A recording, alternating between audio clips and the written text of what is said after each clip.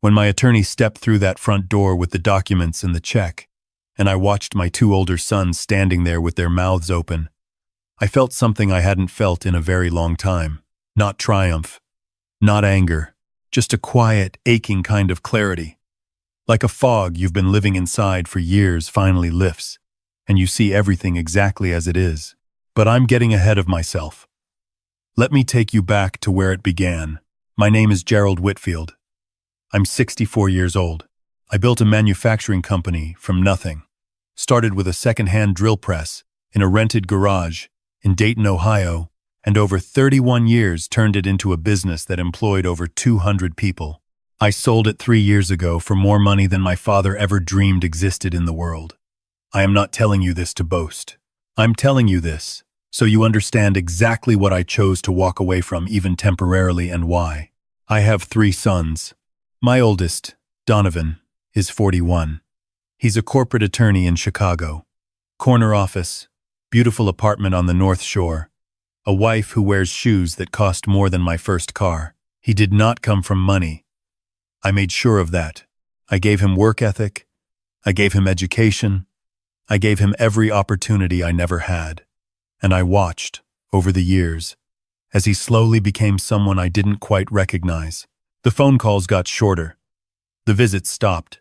When he did call, it was usually because he needed something, a referral, a cosign, a favor. My second son, Marcus, is 38. He got into real estate development just outside of Atlanta. He's good at it.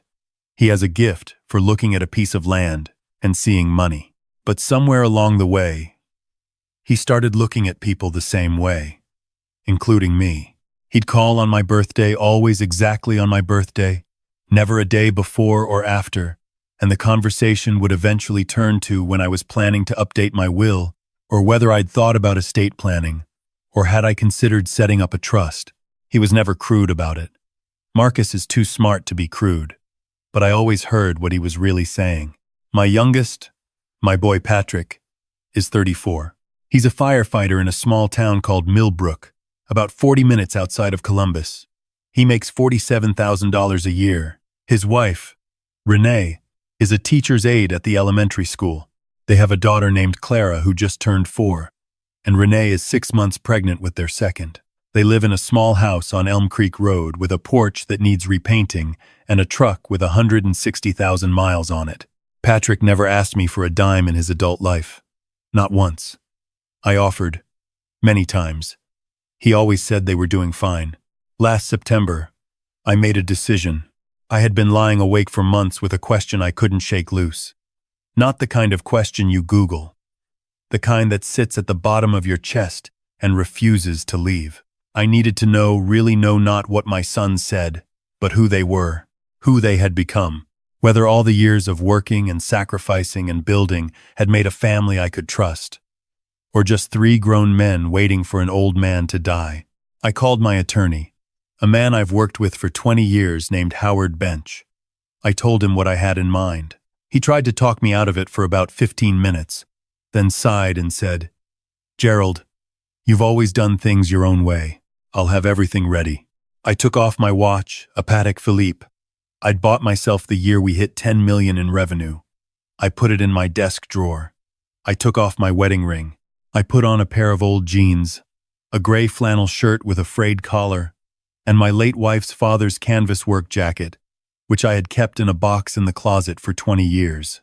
I drove my everyday truck, not the newer one, the old one, the '09 F-150, with the cracked dashboard to a parking lot 2 miles from Donovan's apartment building in Chicago.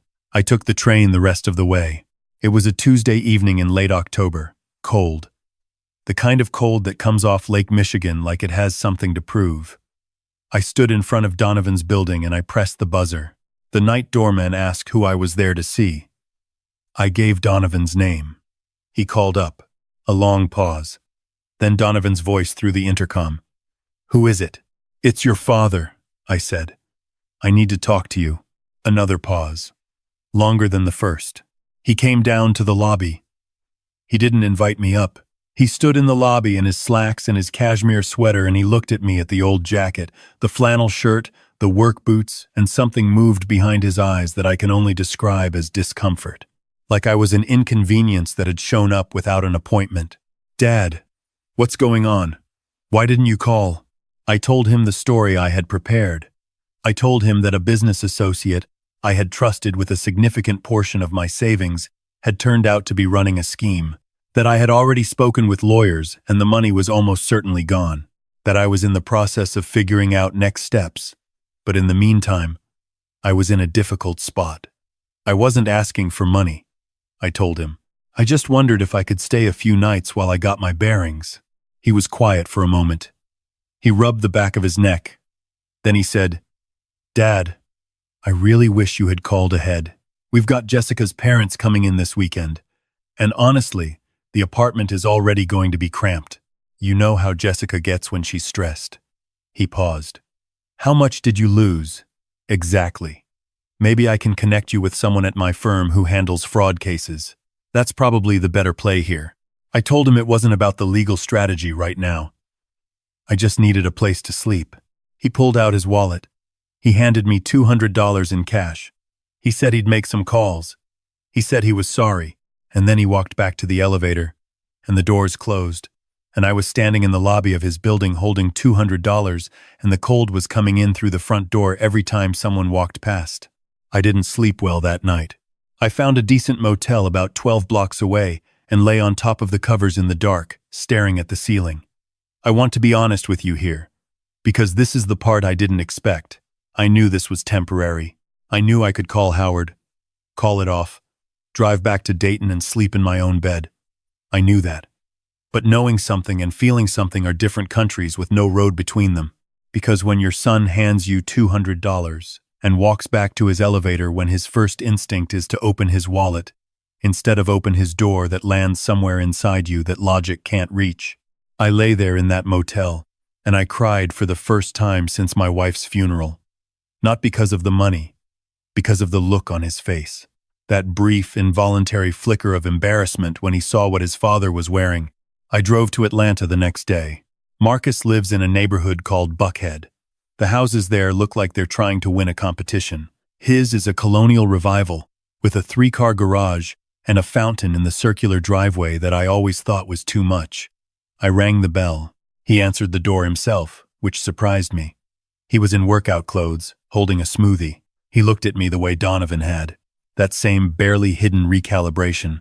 But Marcus recovered faster. He's smoother. He's always been smoother. "Dad. Hey. This is unexpected." He stepped aside. "Come on in." He let me in, at least. That was something. He brought me into the kitchen and we sat at the island and I told him the same story. The investment scheme. The money gone. The need for somewhere to land while I figured things out. He listened carefully. He asked a few very specific questions. How much exactly? Which accounts? Had I contacted the SEC? Questions that I recognized as the questions of a man who was not thinking about his father but about numbers, about what this meant for him. Then he leaned back on his stool and he said, "Look, Dad, I want to help. I really do. But you know Vanessa and I are in the middle of closing on that development in Alpharetta, and the financing it's a delicate moment. I can't have any irregularities showing up in my background right now. You understand." He said that. He actually said he couldn't have irregularities, as if his father asking to sleep in a guest room was a liability. He gave me a check for $500. He said it was just to tide you over. He said he'd call me at the end of the week, and they'd figure something out. Then his phone rang and he answered it and held up one finger to me. One finger. Like I was a client he'd be right with, and walked into the other room. I sat at that beautiful kitchen island for about 4 minutes. Then I let myself out. I sat in my truck in his driveway for a while. The fountain was running. It made a sound like everything was fine. I thought about turning around and going home. I almost did. I had what I'd come for, hadn't I? I had seen exactly what I needed to see in the faces of my 2 oldest sons. But there was Patrick, and I needed to know about Patrick too. Not to test him. Differently. I think I needed to see him because I needed to remember that the world was still the world I thought it was. Does that make sense? Millbrook is a 5-hour drive from Atlanta. I got there just after 8 in the evening. It was dark and cold in the way that small Ohio towns are cold in October. Genuinely cold, without any performance about it. Elm Creek Road is not a long road. I found the house. The porch light was on. There was a plastic jack-o'-lantern on the front steps left over from Halloween, and someone had raked the leaves in the yard and piled them near the curb. I sat in the truck for a moment. Then I got out and knocked. Renee opened the door. She had a dish towel over her shoulder and her hair in a ponytail, and she was very visibly pregnant, and she looked at me and said, "Mr. Whitfield," and before I could say a single word, she opened the door all the way and said, "Get in here. It's freezing." That was it. That was her entire deliberation. "Get in here. It's freezing." Patrick came out of the back of the house and he looked at me the same look his brothers had given me for a fraction of a second, and then he crossed the room and put his arms around me and said, "Dad, what happened? Are you okay?" I told them. I told them the story, and I watched their faces, both of them, and what I saw was not calculation. What I saw was worry, real worry. The kind that wrinkles between the eyebrows and stays there. "Okay," Patrick said. He said it like a man who has made a decision. "Okay, you're staying here. No argument. I don't want to put you out," I said. Renee is perfectly capable of speaking for herself," she said from the kitchen doorway, smiling. "And Renee says you're staying. Clara's room has a daybed. She can sleep with us. It's already done. They gave me Clara's room. My 4-year-old granddaughter had decorated the walls herself with crayon drawings of horses and what I think were supposed to be stars. There was a nightlight shaped like a crescent moon plugged into the wall, and it threw a soft yellow glow over the room, and I sat on the edge of that little daybed in my old jacket, and I felt something I had not felt in either of my older sons' homes. I felt like someone was glad I was there. Clara woke up in the night and wanted to check on me. Renee told me about it in the morning. Apparently Clara had padded down the hall at 2 in the morning, opened the door a crack, looked in, and then gone back to tell her mother, "Grandpa is sleeping. Mama, he's okay." Renee had to tell me that 3 times before she could get through it without tearing up. I stayed 3 days. On the second evening, Patrick came home from his shift at the firehouse. He sat down at the kitchen table with me and asked quietly how I was really doing. Not the money. Me. Whether I was sleeping, whether I was eating. He asked about his mother. She had been gone for 6 years, and whether I ever visited her grave, and whether I had anyone I talked to about things. He said he'd been worried about me being alone in that big house. He said he'd been meaning to call more, and he was sorry he hadn't. I almost told him the truth right then. I almost ended the whole thing, but I needed one more day. On the 3rd morning, I came down to the kitchen and found Patrick already up, earlier than usual, which seemed odd since he didn't have a shift until the afternoon. He had his jacket on. Renee was at the stove making oatmeal for Clara, and she had her back to me and her shoulders were in a certain position held carefully, deliberately still, that told me something was happening that she didn't want me to see. I asked Patrick where he was going. He paused. "Just running an errand," he said. I looked at Renee. She turned around and her eyes were bright. Too bright. "Sit down, Mr. Whitfield. Breakfast is almost ready." I found out later, not from them, because they never told me, from Howard, who I asked to do a little digging. Patrick had gone to a place called Henderson's Pawn and Trade on Route 40. He had sold a 1962 Gibson acoustic guitar that his grandfather, my father, had given him. He'd had that guitar for 12 years. He carried it to Columbus once a year to have it properly maintained. He used to play it on the porch in the evenings when the weather was good, and Clara would sit beside him and bang on an upturned bucket, and they'd make a terrible, beautiful racket together. He sold it for $320. He came home and put an envelope on the kitchen counter when he thought I wasn't looking, and that evening when I found it, I asked what it was, and Renee said it was just a little something, in case I needed it for gas or food while I was traveling. She said it lightly, the way you say things when you need them to not be a big deal. $320 from a man who makes $47,000 a year with a pregnant wife and a 4-year-old and a mortgage. I went into the bathroom and ran the faucet so they wouldn't hear me. That night, I excused myself after dinner and went into Clara's room and called Howard. I told him it was time. He said, He'd be there in the morning. I didn't sleep much. I lay in that little room with the crescent moon nightlight, and I thought about my father's guitar, now in a stranger's hands. I thought about $200 handed through a lobby without eye contact. I thought about a man checking his financing timeline before he checked on his father. I thought about a woman turning away from the stove so I wouldn't see her face.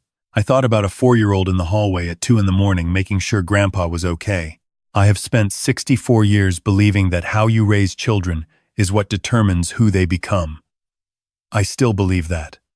But I have also spent 64 years learning that people surprise you, that somewhere between the lessons you try to teach and the adults they grow into, something else gets added that you didn't put there, or something gets removed that you thought was permanent. I do not know, to this day, where I went wrong with Donovan and Marcus. I gave them the same things I gave Patrick. I loved them the same. I think. I hope. Howard arrived at 8:30 in the morning. I had told him to come to Millbrook, and I had asked him to call Donovan and Marcus and tell them I was in trouble, that there was a medical situation, that they needed to come to Patrick's address immediately. That was the first thing I'd asked Howard to do that he pushed back on, and I understood why. But I needed them there. I needed everyone in the same room. They arrived within an hour of each other. Donovan drove up first in his Audi, still in business casual from whatever he'd left to come here. He walked up the porch steps and rang the bell, and when Patrick opened the door, Donovan said, "Is Dad okay?" "Where is he?" Howard said, and then he saw me, standing in the front hallway, in my own clothes, clean, rested, wearing my watch and my wedding ring. He stopped. Marcus pulled in behind Donovan's car about 40 minutes later. He came up the steps in a hurry. He was already talking before the door fully opened, and then he saw me and he stopped too. We stood in Patrick's small living room, all of us, and for a long moment nobody said anything. Clara was at the neighbor's house. Renee had taken her there earlier, quietly. The only other person in the room was Howard, standing near the fireplace with his briefcase. I told them everything. The pretending, the visits, what each of them had said and done. I didn't raise my voice. I didn't need to. I told it the way it happened, plainly and in order, and I watched their faces while I spoke. Donovan got angry first. He said he didn't understand what I was trying to prove, that it was manipulative, that he had a life and couldn't be expected to just. And then he stopped, because Marcus had put a hand on his arm, and Marcus had gone very quiet in the way he does when he's recalculating. "Is this about the will?" Marcus said. It was not a question. He said it very evenly. "It's about what I saw," I said. Howard opened his briefcase. "I had made some decisions. I want to be clear that none of them were made in anger. Anger was the first thing I felt, standing in that lobby with Donovan's $200 in my hand. But I had 3 days in this small house to let the anger settle, and what I found underneath it was something more useful. Clarity. I had restructured my estate. Donovan and Marcus would each receive a fair portion, enough to be meaningful, enough to honor the years and the relationships we still had and might still rebuild. I was not cutting them out. I am not a cruel man, and I was not trying to be. But Patrick would receive the controlling share. He would receive the house in Dayton, and the investment accounts, and a trust established specifically for his children's education. And there was one more thing. There is a guitar at Henderson's Pawn and Trade on Route 40. Howard had already called ahead to hold it. It would be retrieved that afternoon. It had a small repair needed on the 3rd fret. Patrick had apparently been meaning to fix it for months, and I had already arranged to have that done by a luthier in Columbus. When Howard finished explaining the documents, Donovan stood up and said he needed some air. He walked out onto the porch. Marcus sat very still. I could see him working through it. The numbers, the logic of it, the way he always does. After a while, he looked up at me and said, "I should have let you in." It was not an apology, but it was the most honest thing I had heard him say in years. Patrick had not spoken since Howard began. He was sitting on the couch with his hands clasped between his knees, and he had the expression of a man who is trying very hard to understand something and not quite getting there. Then he said, "Dad, I don't want this. I don't want it this way. I don't need. I know you don't. I said. That's the point. He was quiet again. Then, very quietly, did you know about the guitar? I told him I found out afterward. That I hadn't asked him to do it. That I wished he hadn't had to. He nodded slowly and looked at the floor. I would have done it again, he said. Just so you know, I would have done it again tomorrow. Renee came home with Clara around noon. Someone must have texted her, because she walked in and looked at the room, at Howard's briefcase, at Donovan still out on the porch, at Marcus's face, and she knew. She put Clara down, and Clara ran to me and climbed into my lap, and I held her, and she smelled like outside air and the apple juice they keep at the neighbor's house, and I pressed my face into her hair and I held on. There are things you build in this life that you can count. Square footage, revenue, assets under management, the number of employees on your payroll. I counted those things for 31 years. I was good at counting them, and there are things you cannot count. The sound of a child's feet in a hallway at 2 a.m, checking to make sure you're okay. A dish towel over a shoulder and a door opened without a second's hesitation. A man driving to a pawn shop in the morning to sell the one thing in his house that came from his grandfather because his father needed gas money, and that is simply what you do. You cannot put those things in a ledger. But they are, I have come to understand, the only things that are actually worth counting. Donovan came back inside from the porch eventually. He stood in the doorway and he looked at me with Clara in my lap, and something in his face shifted in a way I hadn't seen since he was young. He said, "I'm sorry, Dad." Just that. He said it to me, not to Howard, not to the room, to me. I told him I knew. I told him I loved him. I meant both things. We are not a healed family. I want to be honest about that. Honesty is the whole point of this story. There are conversations ahead of us that will be uncomfortable and long. There are years of distance to account for. That does not repair itself in a morning. But we are a family that is now, at least, telling the truth to each other. And I have lived long enough to know that truth is where everything else has to start. Patrick got his guitar back on a Thursday. He called me that evening and I could hear him playing something through the phone, just a few notes, then stopping, then a few more. He wasn't playing any particular song. He was just checking the strings, making sure it was still the same instrument he remembered. It was. Renee had the baby in February. A boy. They named him Gerald. I was in the waiting room when he was born, and Patrick came out in his scrubs with the look on his face that fathers get. In that moment, the look that is not quite joy and not quite terror, and is, in fact, both things completely. And he grabbed my arm and said, "Dad, come see." And I went in, and I held my grandson for the first time under those bright hospital lights, 7 pounds and 11 ounces, wrapped in a striped blanket, with his eyes closed against the light and his hands in tiny fists.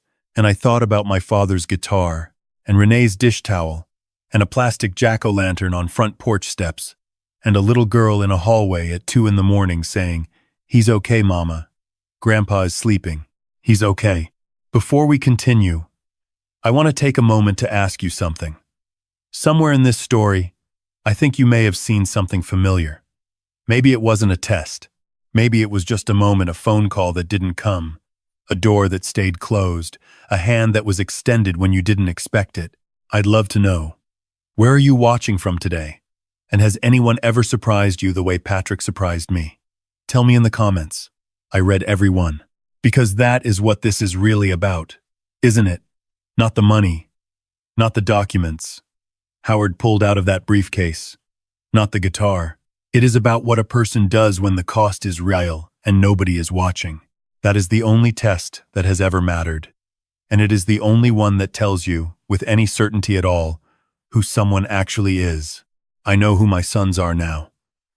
All 3 of them. I know it in a way I couldn't have known, sitting in my house in Dayton wondering why the calls were getting shorter. I know it the way you only know things that have cost you something to find out.